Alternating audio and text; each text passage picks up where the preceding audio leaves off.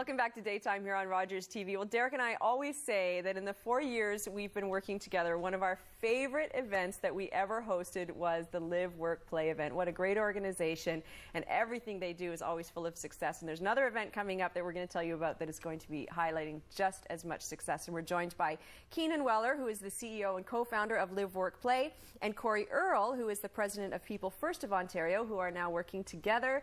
Gentlemen, thank you for being here. Really appreciate it.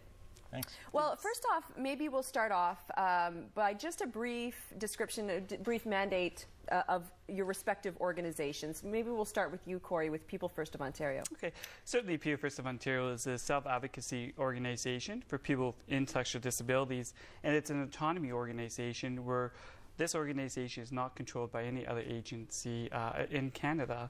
So simply the members with disabilities come out and make decisions and also educate the agencies what they want to happen and what kind of changes they want to see happen.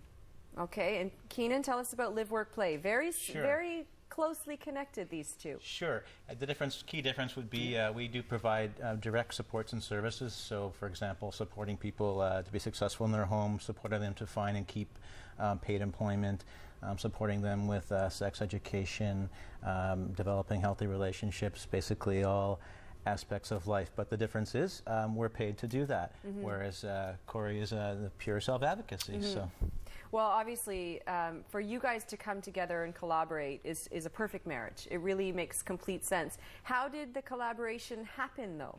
Were you working together before, or what's the story there? Well, certainly my commitment to the provincial organization when I got elected in October was that we need to do more. We need to be able to partner with the right organizations who truly believe in the values that we certainly have provided in Ontario.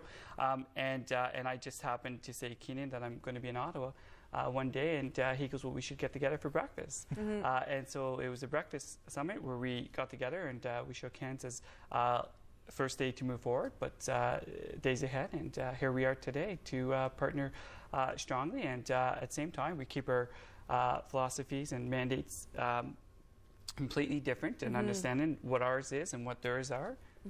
Well, and the thing is it's important to do that because you really help each other through that, right, Keenan? We were talking before, and like you said, it is a partnership, but you help them, they help you, right? We need it as a measuring stick to challenge ourselves, right?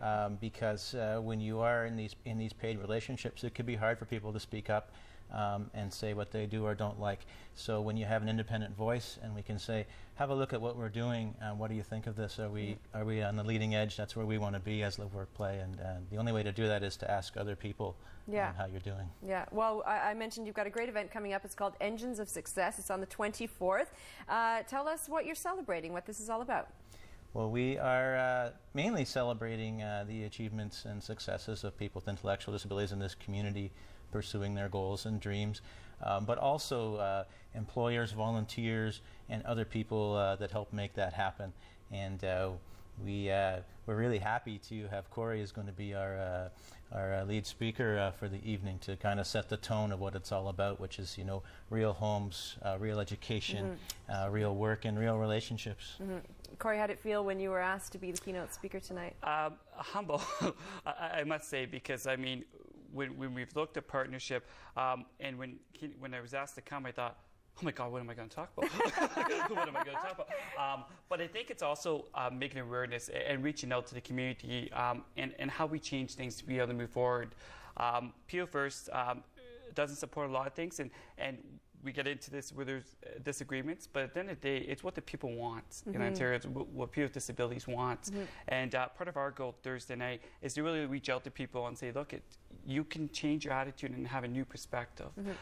So it's humbling to be able to do. Keenan, I want to keep in suspense about the recipients. We don't want to go into any detail there, but can you give us just a general idea of some of the award categories and who you'll be celebrating? Sure. Well, we have 4 ambassador awards, and those are basically recognizing people that speak out about issues that impact people with intellectual disabilities in the community, and those are basically self-advocacy awards.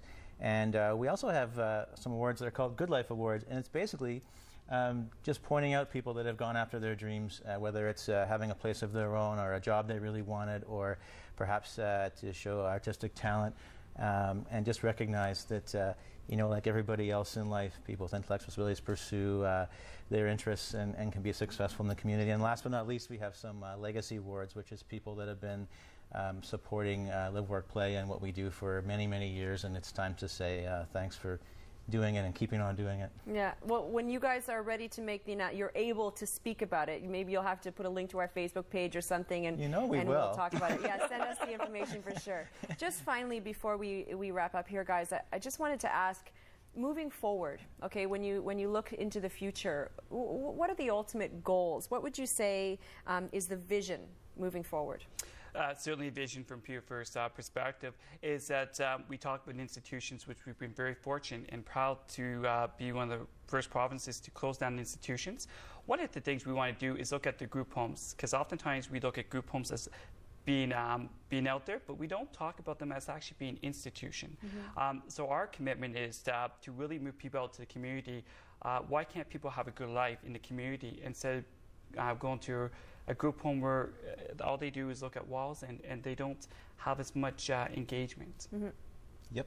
We already support that. We don't run group homes ourselves, and we're actively trying to speak out in the province. How can we make that transition so that people can have a different type of home where it's their door and their key and their refrigerator and their friends, and how we can do that. So I think we can work on that. Yeah. Well, and Pew First is certainly proud to work with LiveWorkPlay to achieve these goals and down the road. So. Well, Daytime Ottawa is proud to help you tell your stories too. So thank you very much for being here with you guys, and congratulations on the event. Make sure you let us know when we can talk about the recipients for sure. Okay, thanks so much. We'll be right back after this, everybody. You can find out more information at liveworkplay.ca. It's all happening on June 24th at the Hampton Inn. Engines for Success. Don't go away. Be right back after this, talking with Suzanne Stump, who's climbing Kilimanjaro. Oh my goodness. All these